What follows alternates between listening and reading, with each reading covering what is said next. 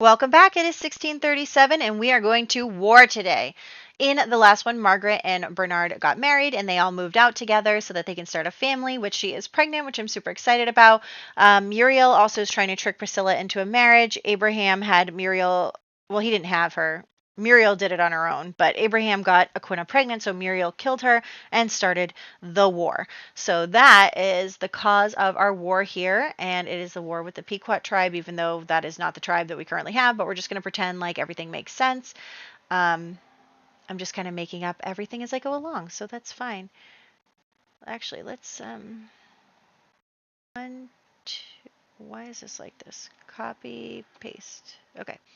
And then if I go here, let me get this ready. War, let's just put Pequot War. And it is 1637. Okay, let's do our birthdays first, and then we'll get into this. So, we have Edmund Waldrick, no 4, 8, or 17. He survives. We have Tabitha Hobard, no 13 or 19. She survives. Isaac Hobard, no 7 or 14. He survives. Will he get married? No 1 through 6. He will not get married. Wow, we are having a lot of not marriages. And then Bertram Waldrick the second is going to become an adult. No 2, 6, 11, or 15. Uh-oh. Uh-oh. I think it's okay because I think we already have someone else living in the house there to take care of his kids, which are very young, which is really unfortunate because their mother also died. Oh, gosh. Okay, anyway, actually, let's make sure. Hold on. Yes, his one child that survived. Oh, my gosh. Okay. Anyway, and then we have to get at least a 9 for, no. Well, Constance just lost her husband. Okay, I feel like that this is really setting up good things for us. No, it's not. Okay, so all the men of teen or older are going to participate in the tribe, but we have for the tribe of the war, but we have different roles per person, like per group. So 1 on D12 for our people in the settlement, and then a 1 on a D4 because apparently we decimated the Native Americans. That was not good. Actually, I don't even know what this war was about, to be completely honest with you, in real life. But apparently the odds did not come out well on one side. So anyway, let's see. Do we have any townie birthdays? Oops, that's not what I meant. Townie birthdays. We do. We have Weedamoo aging up. Okay. You can just age up. That's fine. You probably need it. Okay, so let's start this. Let's just go for it. I can't even think. If you get a 1, you die. Okay, so let's see. We'll end with our household. Let's start over here with the Phelpses. The only guy we have is Nicholas, who survives. Actually, no, knock on wood, the odds aren't super bad here. In the Hobard family, we have Ezekiel, who literally just aged up last year and is dying. Great. You know, I spoke too soon. That always happens. Poor Ezekiel. He was going to get married, and now he's not. Okay. Ezekiel, let's get rid of you here, too. All right. Great, great, great. In the other Waldrick family, we have Elliot, who is the father of the household, survives. Wait, let me make sure I'm doing this right. Yeah, 1 on D12. Yeah, okay. Here in this Hobard family, we have Peter, which, you know, I guess it's good that, like, none of his many, many sons are old enough. But we have Peter, unfortunately, has to do this. And, oh my gosh. You guys, I feel like a 1 on a 12 is not supposed to be this bad. Wait, is he Peter 2 or Peter 3? He's Peter 2. Oh my gosh. Oh my gosh. I'm nervous. I'm getting nervous. It's getting worse as we go along. In the Dubois family, we have Humphrey. Will Humphrey live? Oh my gosh, what is happening? Humphrey Oh my gosh. Oh my gosh. Ah. Oh my gosh. Well, Elias, maybe he'll die and Priscilla won't have to deal with him anymore. Of course he won't. Of course not. And then, lastly, in here, Abraham. Abraham, the last boy, survives. Okay, Abraham is alive. Oh gosh. Okay. And then it's a 1 out of 4 over here, and the only man actually is Anawan. So let's just roll for him really quick. He did not die. So okay. And then our family. Oh gosh. Bernard and Solomon. Bernard. That was close, but he survived. Solomon also survived. Okay, we're okay. We're all right. Oh my gosh. We did lose a few people, but you know what? I was really concerned that we were going to lose like Bernard, and he's our husband, so I'm glad he didn't die. But now I have to figure out what we're going to do about Humphrey and his position and everything. So we'll figure that out. I think I do have to add some more families to the game as well, so I'll do that. But anyway, let's hop into the game. All right, so here we are in our main household. It is Thanksgiving, but as you know, there is a war. So let's start with that. We're gonna bring everyone, I guess, over here to, more wooded area so we can pretend that they're just like out on a field somewhere, except I need it to be on a lot so that I can get the teleporter down. Regardless, 3 of our Sims, as we know, are dying in the war, and it's actually really interesting because historically, like, the Native Americans were beaten in this war. Like, more of them died than the colonists. But in our game, we're losing 3 people, including our current leader.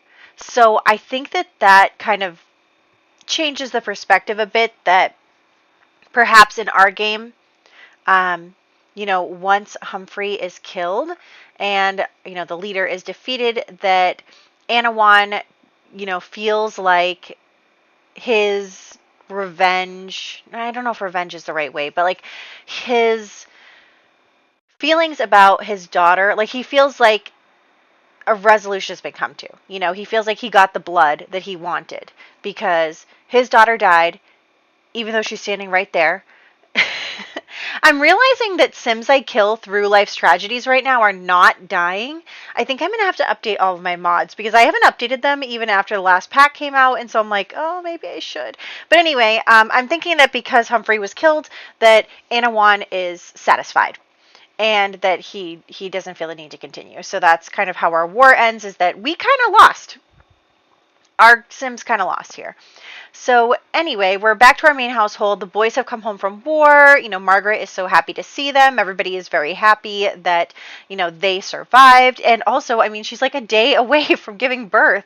So, they really wanted to be here for the first baby of the household to be born. And like I said, it is Thanksgiving. So we are going to celebrate Thanksgiving by having, Margaret being so thankful that the boys came back, and also the boys being thankful for their lives and thankful for their future and thankful that, they're all about to have a baby and it's going to be great and everything's going to be wonderful. So despite getting electrocuted by gnomes over and over again, we are here in our household just doing Harvest Fest stuff. We're going to sell as much as we can. We're actually doing really good in our money making despite not spending a ton of time in this household. We're already up to 7,600.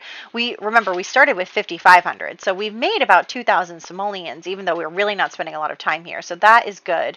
And, the Sims are just happy. They're feeling good.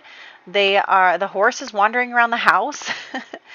But yeah, they're just all feeling pretty good about things. So, yeah, we're looking forward to the baby being born. I'm just, fingers crossed that the baby survives and everything. But everything right now has kind of got this, happy feeling around it. And also, I think that, I don't think that Solomon's really mad that Humphrey died, because Humphrey was,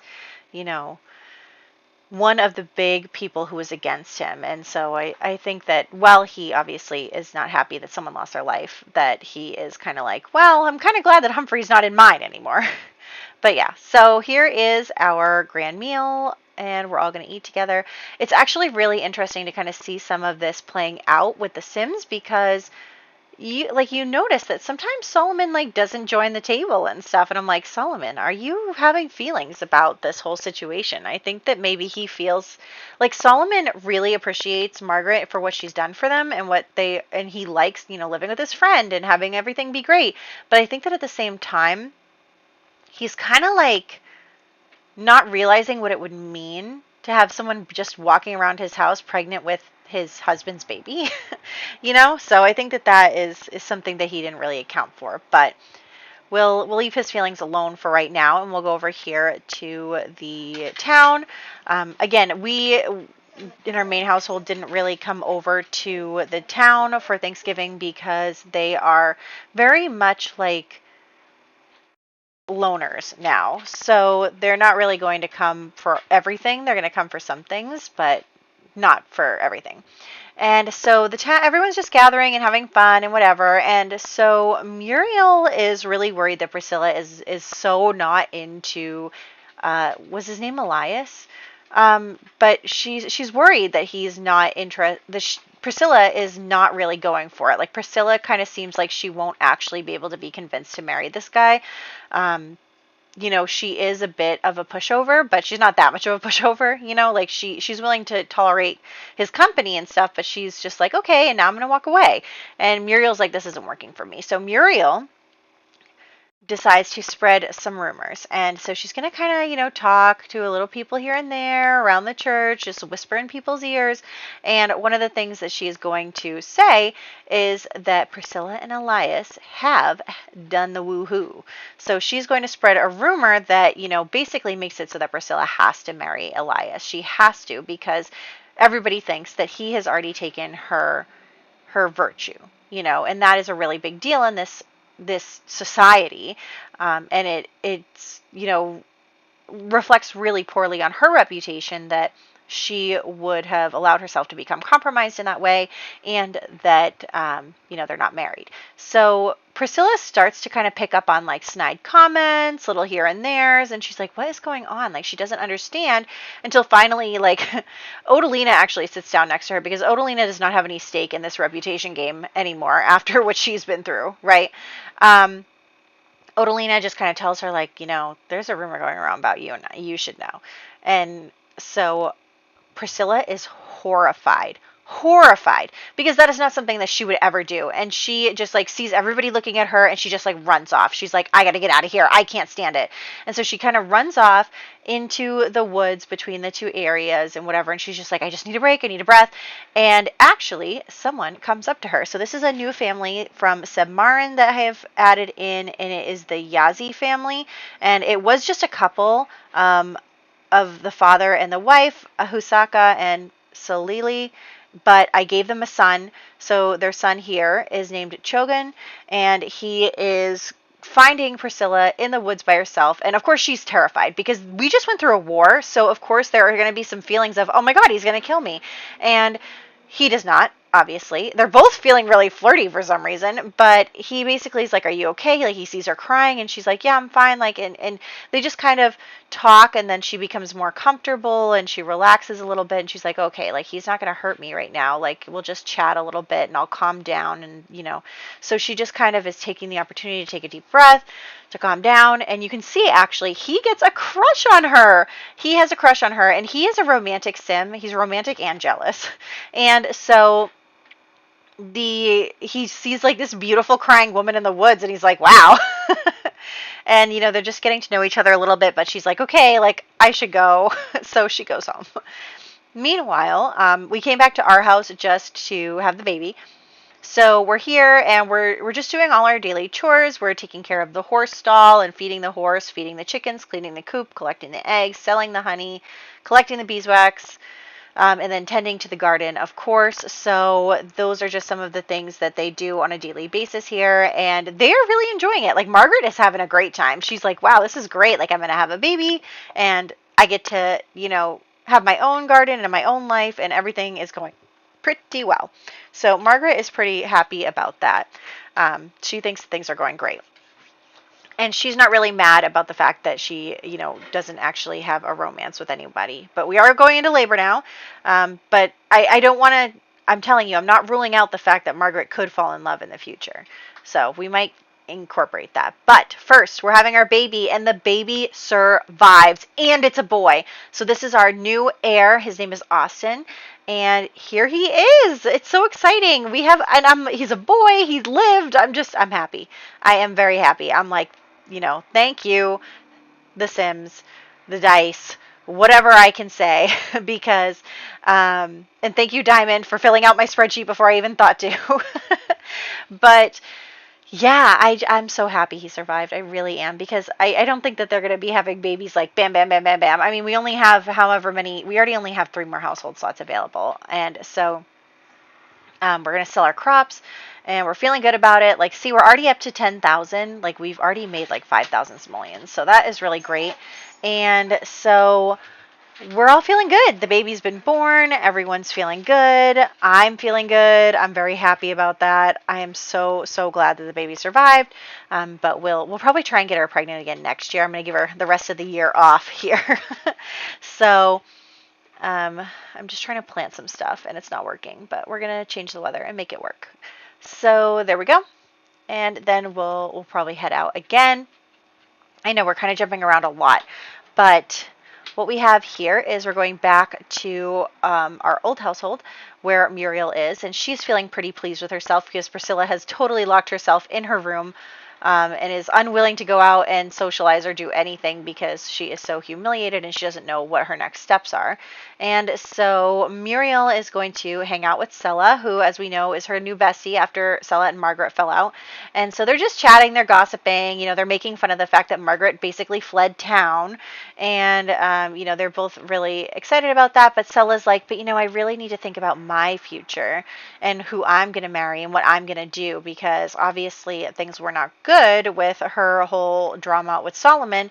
And so Muriel's like, you know what, you're right. And Sella has always had this idea that she can have whoever she wants and that she should get someone of a good status, and that because her father used to be the captain like many, many years ago, that she has like this status that she really doesn't have anymore. She does not have the same status she did as a child when her father was alive, but for some reason she is very full of herself in that way.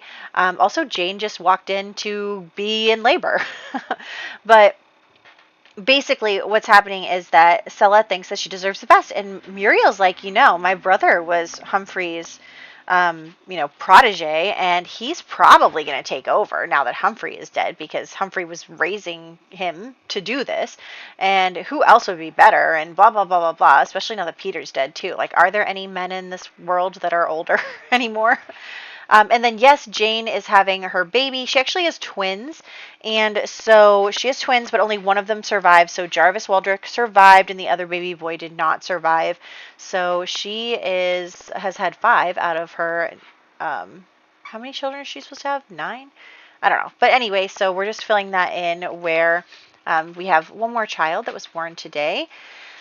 And yeah, so Sella thinks she deserves the best. And Muriel does like Sella. She likes her. She's best friends with her. Like, Sella is the only one who Muriel really feels like is her female friend, because her sister, she always felt like she was better than and can control. And she does feel like she can control Sella, don't get me wrong, but she likes that, Sella enjoys it. Sella loves when Muriel feeds her drama, So Muriel's like, you really should marry my brother and we could become sisters, and that would be great. And also you'd have a high status and blah, blah, blah. And also Muriel's like, well, also if my brother does ascend here to the position of captain, then having his wife in my pocket wouldn't be a bad thing. So Muriel is matchmaking between Sella and Abraham. Not that Abraham knows that yet, but anyway, we're just going to head over to the Waldrick family, because if you remember from not last year but the year before, Jane kind of found out that Elliot had stolen a necklace from Demita, and given it to her. And she found out about that and she was very upset, and Elliot was very apologetic, but she hasn't really decided what she should do about it. And she's kind of feeling like maybe she should do something about it. And for some reason, all of my Sims that I already killed are still alive. But regardless, so now that Humphrey is dead and Jane is feeling really bad because it is something that is Demeta's and probably from her husband and everything. And so she's going to go over to their house and, give her condolences and everything to Demeta. Not that Demeta, hates it, because Demeta's kind of happy that her nagging husband is gone. But, she comes over here and talks to Demeta and Humphrey the Fourth, and is basically like, I'm so sorry, for your loss and everything. And she asks Demeta to talk to her, and she's like, I think this is yours. And she gives her the necklace, and Demeta's like, oh, I thought I lost it, blah, blah, blah. And Jane is really honest with her. She's like, look, I think that it may have been stolen, and I would really just like you to just take it back, and we can never talk about it again, and I will make sure it never happens again. And I just want to be honest with you because you deserve that after everything you've been through, and I just wanted to return it to you. And Demeta actually is really appreciative of the fact that Jane is honest with her, and also Demeta's lazy. She's not going to do anything, but she's just like, thank you. And, she files it away in her mind that perhaps, the Waldricks can't really be trusted. I mean, after all, look at what's happened to all three brothers. One of them's a thief. One of them is, Solomon is the other one, who was outed as gay. And then one of them went off and left the community. So the Waldricks are kind of bad news. But Demeta's like, look, I've been through too much lately. We've all been through too much lately. I'm not going to drag this out and cause a problem. And so Jane comes home and she tells Elliot everything. And he's kind of mad that she told Demeta about it. But at the same time, he's promising to do better. He's telling her all the right things. And Jane is like, look, I just really want you to be honest with me. Don't do it again. We're not going to have a problem. I don't want to hear any problems. It's going to be fine. And Elliot is, trying to schmooze her, basically, be like, yeah, I promise. But who knows if Elliot can be trusted on that front. So we don't really know, but he is making promises right now. So next, if I can remember, which I can't. Oh, we're just going to go back to our household. I think we're going to do birthdays next. What are we going to do in our household? I forget. We're going to age up the baby. That's what we're going to do. So here's our baby, and we're gonna, take care of the household, and then we'll probably do birthday stuff in a moment after I queue all this stuff up. I'm so happy that baby survived. I'm so happy. So we now have an heir. We can do this, you guys. So we're just taking care of our house. We're making the money. We're doing everything we should. I mean, we're doing really well, so I'm not really mad about it. And then we're going to do the birthdays. So birthdays, let's start to talk about them. Let me get my sticky note that I have over here. I don't need that anymore. And then for the birthdays, we have, so obviously we know that we lost Ezekiel Hobart, Peter Hobart II, and Humphrey Dubois III in the war. So they're obviously dead.